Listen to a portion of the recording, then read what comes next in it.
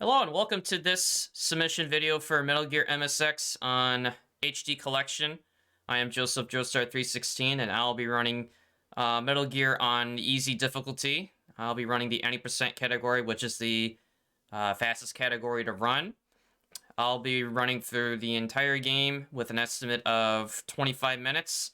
The time will start once I select the difficulty on the main menu, and the time will end once I reach the very top of the ladder at the end of the game. So it starts in 5, 4, 3, 2... Which way was the base again? This way! Alright, so for some, this is where it all begins, and for others, it's just another classic retro game among others. But Metal Gear MSX, like I said, it was originally on the MSX console system when it was first released, and then it was later ported over to different platforms such as, the NES, as well as, HD collections of Metal Gear Solid 3, Metal Gear Solid 3 Subsistence on PS2, which is where it was first seen, outside of, the MSX NES platforms. Running HD collection is not as optimal to run because it doesn't run as fast over, let's say, the PAL version of Metal Gear MSX. But you can still do the same things, which what I'm doing now is collecting 6 rations from a truck, which I'm just farming it by leaving and entering the truck, which makes the ration reappear. And I also collected a level 1 key card, which we're going to be getting a lot of those. But the funny thing is, we're not going to be collecting a lot of weapons. We're only going to be getting the bare essentials. And we're also going to be hearing this alert music a lot because we're running 90%. We're not trying to go for big boss or anything, so we don't really care about alerts or anything like that. Also, when you go into this room, you get warned, oh, wait, Snake, I think you need to use a gas mask to pass through here safely, which, of course, they tell you after the fact. Instead, we're just going to use one of the 6 rations we farmed to just, tank the damage so we can just run through and then come through the other side. And along the way, we're also going to be saving these POWs, not only just to, do the right thing, but over time, what happens is the more POWs that you save, the higher rank's class rank will be, which is indicated by the gold star at the bottom beneath the life bar. Over the run, we're going to try to get that up to level 4, which the ranks influence not only your total life bar, but your ammo capacity, your ration carry capacity. And like I said, we're trying to do the right thing. We're here to save the day, stop the bad guys, destroy Metal Gear, save some POWs. So again, we're just going to be using rations to tank this damage on this electric floor. Normally you would have to use an RC missile to take out the switch on the other side, but again, we don't have time for that. We're not going to collect those items.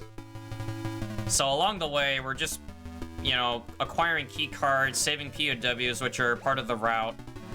And then at times, I'm just going to play certain areas safe just due to the fact that, as I'm running through with guards running all about trying to stop me, I'm going to be using rations in situations such as that door, for example, where if I feel like I'm in too low of HP, I'm just going to quickly pop a ration and then just get through. Now, this grenade launcher is one of the key weapons we need for a good significant portion of the game. And those 4 guards that were kind of, I don't know if I like to say they were practicing coordinated shooting or if they were just chilling to the, to the alert music that was playing. But I like to joke that the 4 guards that are in there trying to stop you from getting the grenade launcher are the so-called 4 horsemen. It's a boss fight referenced in Metal Gear 2 Solid Snake in an elevator, as well as another group of guards in Metal Gear Solid 1, which aren't really called as such, but it is identical, just like on their appearance. But anyways, we got the level 2 key card, we got the rations we need, minus the ones I used, as well as the grenade launcher. So we're gonna save this POW here.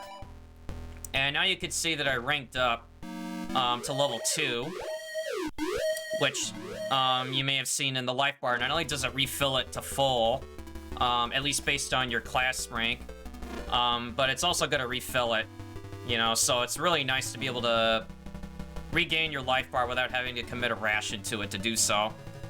So we have to do the one thing you don't really expect to happen, which is, you know, we got to get captured. You know, in order to get to this so-called secret area where we have Gray Fox here. I know, it definitely resembles the Gray Fox we may remember from Metal Gear 2 Solid Snake and MGS1, but we have to get captured in order to advance, and oh, look, it's our first boss fight. It's Shotmaker, and apparently no one's ever escaped from here before, except I just did. And I'm gonna do it again.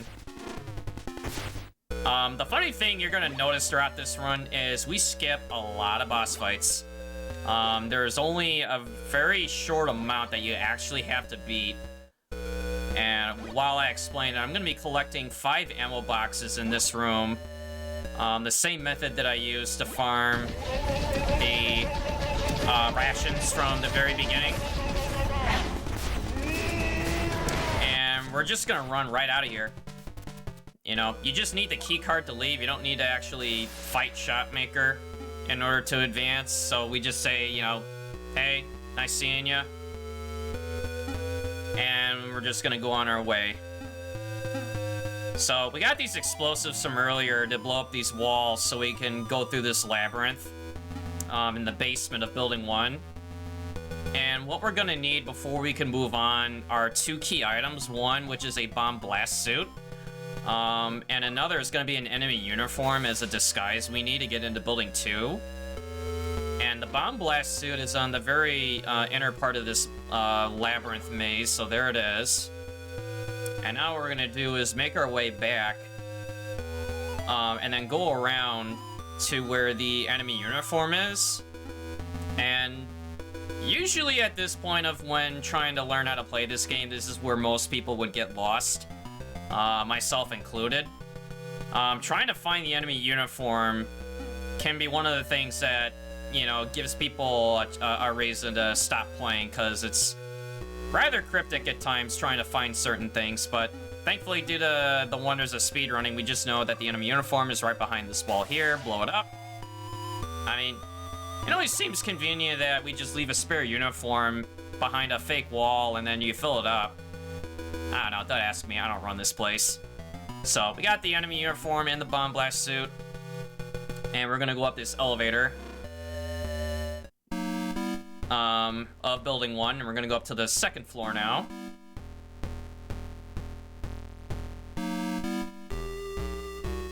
Alright, and then we're gonna be jamming to the alert music again, as we need one more key item before we can actually move on to the rooftop, which is gonna be a parachute.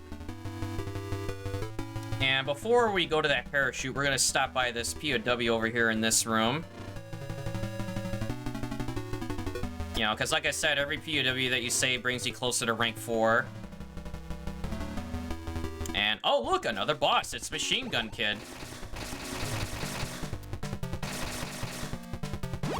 And that was Machine Gun Kid. So, there's the parachute. You know, Machine Gun Kid didn't go anywhere, so we're just gonna say, hey man, nice to see you, but goodbye.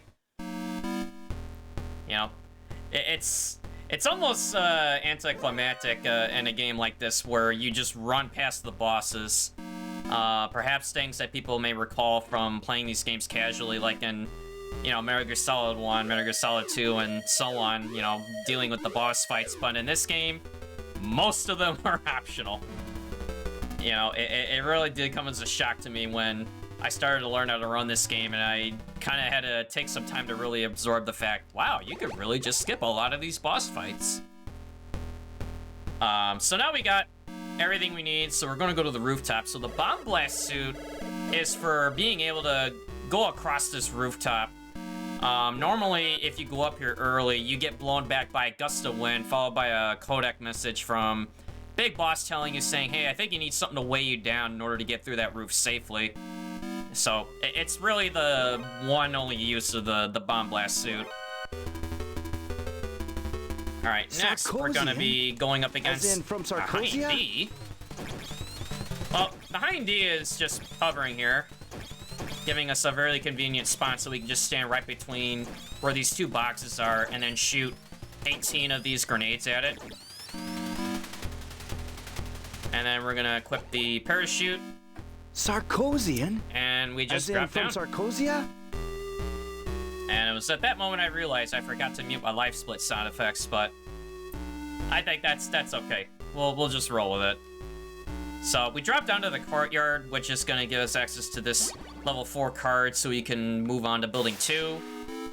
Okay, that was an error on my part. Sometimes you can respawn a mine where I just ran into by that truck before. Making turns across screen transitions, whether if it's entering, exiting a truck, opening a door. Movement is very key, especially in a game like this. And even more so as I now cross over to Building 2 via the desert. As in from Sarkozia? So what I'm going to do here is go across the desert following this line so I can go to this truck here. And I'm going to collect up to 3 rations in my inventory. So I had 1 from before, so I'm going to collect 2. Ideally for PB World Record pace, you would either skip this truck or only collect 1 ration. So for this tank, before I can actually explain it and do it, what I just did there is a punch buffer. Something I came up with when approaching the tank from the right side. There are several different approaches to get through the tank, so what you're doing is buying yourself the right amount of time, so when you take damage, the iframes that you gain, you can just run through the tank safely. Oh yeah, and then look at this bulldozer. How in the world they got this in here is a mystery. I mean, maybe it's one of those bulldozers you have to assemble on site. As in from Sarkozia? I mean, again, don't ask me. I just run the game. Or who knows, maybe they built the bulldozer first and they built the entire base around it. Yeah, I don't know, something like that. So the remaining grenade launcher rounds are for that bulldozer I just took out. So now we're in building 2 and we're gonna grab this antenna so we regain use of the radio. As we're now gonna be heading up to probably one of the scariest sections of running Metal Gear MSX, which is what we call Hell Roof. The rooftop of Building 1 is not as bad, but when you get to the rooftop of Building 2, they decide to not make things easy for Snake to get through. I mean, they throw everything at you. I mean, they got guards lined up. You know, of course, while we save this POW.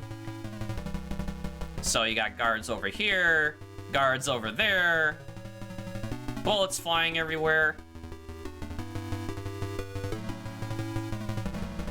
Okay, then we're gonna go down past these guys, and then to make matters worse, you got these guys that fly in the air, and they shoot guns at you too.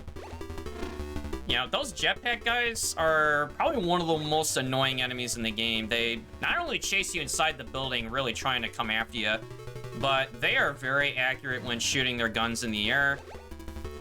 You know, it is very, very stressful trying to get through here on a really good run. Their flight pattern is really erratic at times, and you can only do really the best you could do just to evade and mitigate, you know, as low damage as you could possibly get. So thankfully we made it through, and I did grab an extra ration from the truck for marathon safety purposes. Oh, thank you, prisoner. Alright, so we're gonna equip the rations, so we go to this room that's filled with gas. Then we're gonna go up to this corner of the basement here, blow up this wall. So then we can open up this door, save this other POW. Now, some POWs actually provide useful in-game tips. You know, they're not just there to say, oh, thank you, I'm saved. You know, something very generic. So they do actually provide some useful information. Oh yeah, that guy in there, don't worry about it. It's not really so-called Dr. Madnar. He's really the fake Dr. Madnar that tries to trick you into saving him, and then he makes you fall through. And oh yeah, that's Fire Trooper, by the way. you know, it was very nice to meet him briefly, but just like the ones before him, we just run past him.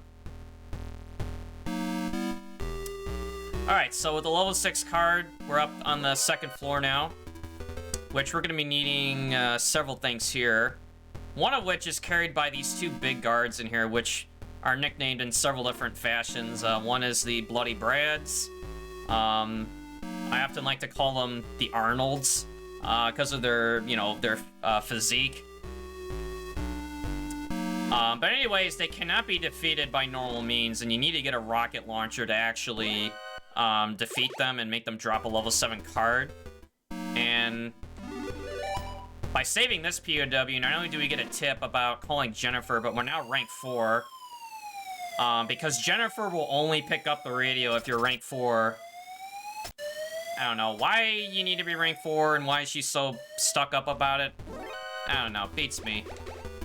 So, we're basically calling her to drop in this rocket launcher into this room here. How she does it, I don't know, maybe nanomachines. So, we got the rocket launcher, but there's a problem. It's pretty much on empty, right? So, we don't have any ammo for it, and there's no good spots to farm ammo without losing a lot of time. So there is a way to get around that. But before we do that, we're also going to grab a compass, which is in this locked door in the upper right corner, which again, only Jennifer can open it. So we need this compass to get to the end of the game. Sarkozian? As in from Sarkozia? And then we're going to make our way back to this corridor here where the 2 Arnolds are.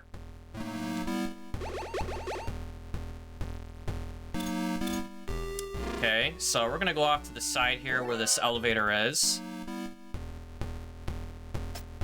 Oh, somebody didn't rest today.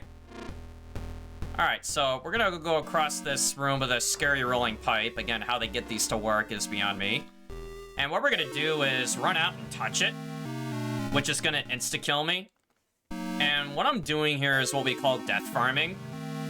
If you die 5 times in a row, the game is going to refill your ammo and ration count to the max that you have, based on what rank you are. So since I'm rank 4, it's going to give me 24 rations and max up my rocket launcher to 60 rounds. And because I entered this elevator and exited, it counts as a checkpoint. So I'm able to do this death farm rather quickly. And at the same time, I gain pretty much all the ammo and rations I need to beat the rest of the game. Alright, so we're just gonna fire several rounds of rockets at both the Arnolds. And there's our level 7 card. Which is gonna be required for not only getting to building 3, but also to where the final key card of the game is, key card level 8. Okay, again, avoid the pitfall and the rolling pipe. Now, this time we're gonna go down 1 floor. Okay, we'll just, I don't know, run past these guys. Maybe they're just chilling. Alright, so being rank 4 is more convenience than just having, you know, the bigger health bar and the ammo. But what I'm gonna be doing here is what we call the scuba skip. Normally to swim in this deep channel, it does ticking damage, as you see. And to swim this channel any other way would be suicidal, but since I'm rank 4 at max HP, as long as your health is at max when you make this swim, it gives you just barely enough HP to make it to the other side. And it saves a lot of time and effort of trying to cross this channel otherwise. Alright, so the final keycard we need is in here, which is guarded by Dirty Duck. We're just gonna fire 2 rocket rounds at him, and yep, that was Dirty Duck. Oh yeah, the POWs in there, they're okay. They'll escape on their own. You know, I think Snake kind of did more than enough of saving POWs for one day. So now we're gonna make the same swim back, making sure our health is at max before we cross over, because one of the dangers of making this swim is you can't menu the rations when you're in deep water. So you have to sustain this damage during the swim while also calculating when you need to refill at sections where you can. So we're gonna go into this door to cross into the desert, equip the compass. Sarkozian? Otherwise, what happens As is in you'll from basically Sarkozia? repeat the same strain. You know, if you don't have it equipped. And we're just gonna fire rockets at these scorpions, because, you know, why not? You know, we're just trying to be on our way here. Alright, so we're gonna be doing a few menus here. So one is gonna be the explosives, another is level 7 keycard. Alright, and then we're just gonna run past both of these pitfalls.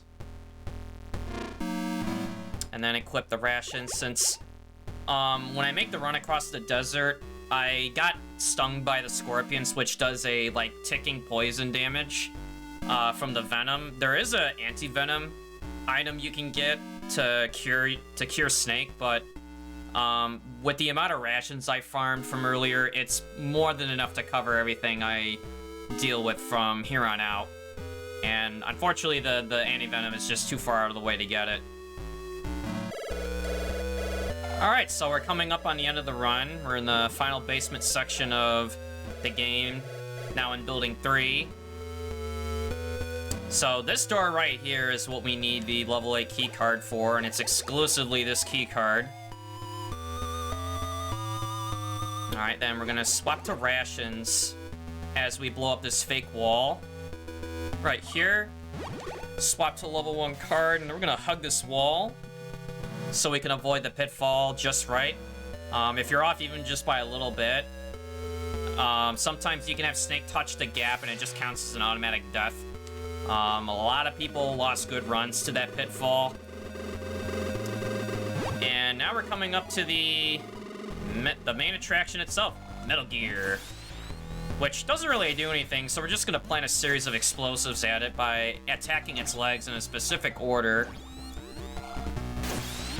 So the damage I'm taking now from the lasers and the venom is not really that big of an issue. We just have to plant the explosives in the right order, and then I almost just messed it up just then.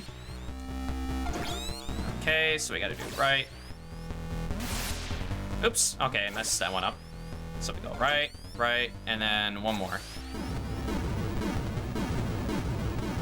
It's like, yay, we did it! We stopped Metal Gear! But oh wait, the base is gonna self-destruct! Sarkozian? As in Wait, from and it's Big Sarkozia? Boss? Wait a minute. I knew he was up to no good. So we're just gonna stand here, fire 4 rockets at him, and... Yep, that was Big Boss. Sarkozian? And I hope you like ladders, because... As in from Sarkozia? we're gonna be climbing up this ladder on the left side here, because that's the only one that allows us to escape safely. The other 2 ladders are basically beginner's traps. Alright, so time's gonna come up once I get to the very top here and get this screen. And there we go. Impossible. I am invincible. Oh, apparently you're not invincible, Big Boss. Not to the base blowing up. So, in a nutshell, that's Metal Gear MSX on console for HD collection. It's a really fun, competitive game. It really does teach you a lot of the basics, and, you know, people really do try to push this time down to, you know, incredible paces of, like, sub 20 minutes, for RTA. And I definitely encourage all that, you know, like the Metal Gear series, if you want to tap into a classic, I do recommend Metal Gear MSX, regardless of what platform it's on. But either way, I hope you enjoyed watching this submission video. Hope you take this run into consideration for Metal Gear MSX on HD Collection. I am Joseph Joestar316, and for all others watching this video, thank you all for watching, and hope to see this run get in.